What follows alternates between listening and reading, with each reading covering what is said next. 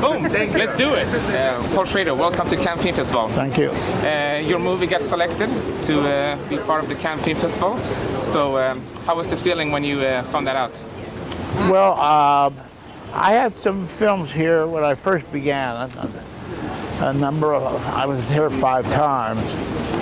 And then I didn't get invited back to the main competition. I ended up going Berlin and then Venice 7 times. So I was a little uncertain, you know.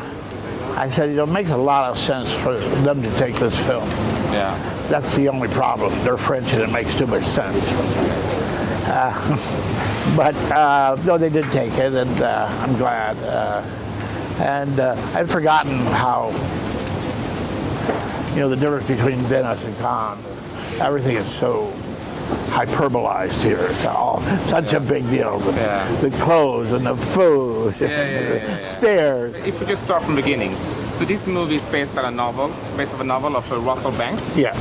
So how did it all come about? Did he approach you, or did you approach him, or you talked before, or? Well, he was dying. He got sick. I used to visit him every summer up in the Adirondacks. And, you know, he called and said, not this summer. He had cancer, he was doing chemo. Yeah. And so that really got me thinking. And I knew he had written a book about dying before he got sick, called Forgone, his Ivan Illich. And so I better read that. And I read it, and, you know, this is the film I should be making. I should be making a film about dying. And so I got back in touch with Russell and said, you know, he said, great. And he died about a month before I finished the script. So we had a kind of vigorous email conversation about things I wanted to change and back and forth. So he was part of that process. Unfortunately, he didn't live to be here. Do you think it was important for him that it turned into a movie, or was it your desire? He said it was. Yeah.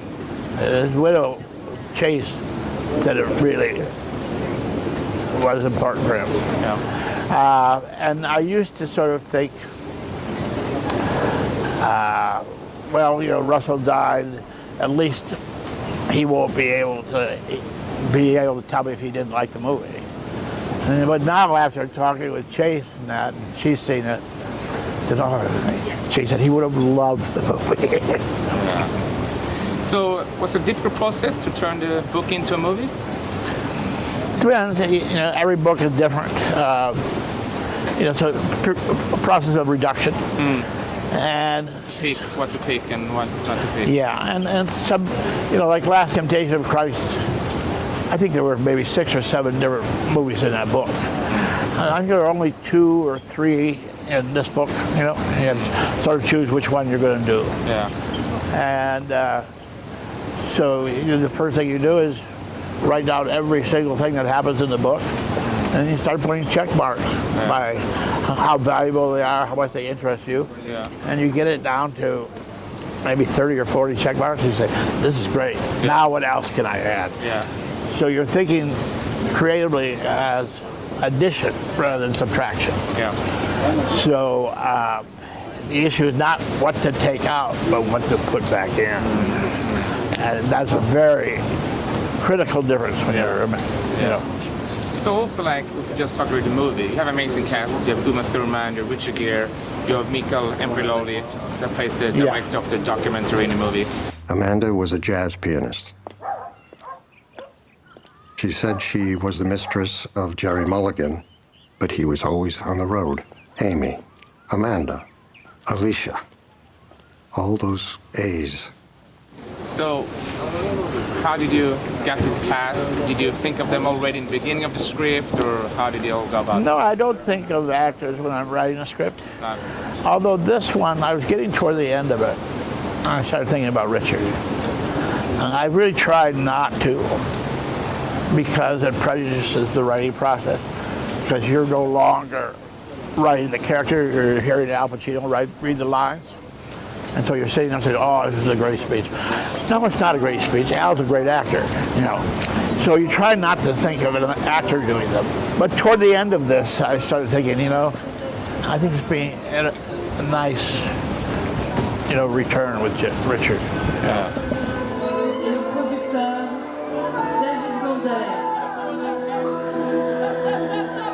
If you just look at the future as well, so what are your future projects? Do you have anything? Well, this is my fourth last film in a row. Yeah. I hope to make one more last film. Yeah. So is there some movies that you want to make that you feel like you haven't? Yeah, I've been doing a lot of writing. There's a film I'm supposed to be doing in October. Yeah. No, November. Yeah. A noir, a sexual obsession thriller. And we've got the money together for it. We're casting now.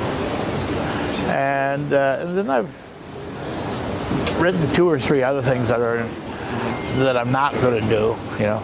Yeah. But, you know, I was with Abel Ferrara last night. Abel said, at this point in my life, I think my next film will be my last film. Yeah. And then it's true. When at a certain point you start thinking, well, this could be the last one. Yeah. And if it is the last one, do you want this one to be the last one? Or do you say, oh, I don't know. Look at Clint Eastwood, still going. Well, yeah. He's not immortal. If you're just looking back on your career, you have a great career with many movies. So if you want to pick one movie that you're proud of, which movie would that be and why? Well, you have different favorites, like parents like their children for different reasons. Mishma is probably the favorite in the sense that it's the most unlikely. I don't think there's ever been a movie like it. I can't believe I pulled it off. So, you know, that has a special place. In terms of movies that actually hit me emotionally, probably Affliction. Yeah. But I've been lucky. I'm proud of it. At least half of the films I've made. Yeah.